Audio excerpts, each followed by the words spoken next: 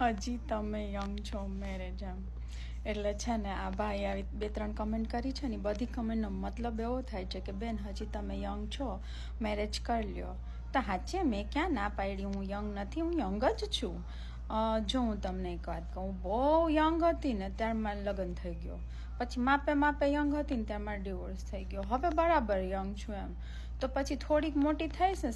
70-75 વર્ષની અને અહીંયા ટકી ગઈ ને દુનિયામાં તો પછી ઠરીઠામ થવાનું વિચારીશ કેમ કે મેચ્યોર માણસોની તો બધાને જરૂર હોય એમ તો અત્યારે હું પરણવાની જરૂર છે એમ એટલે 20-25 વર્ષ પછી વિચારશું શું કેવું એમ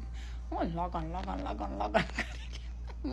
હું હરખ છે મને પરણાવવાનો હું તમને કહી દઉં છું બધાને કે હું પરણવાની જ નથી કોઈ એમ કે આ બેનના લગ્ન થઈ ગયા તો સમજી લેવું કે તાવ આવ્યો ને ખોટું બોલે છે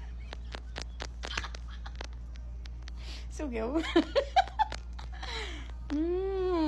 તમે બધા તમારા બચાવીને લગન મને મૂકો માફ કરો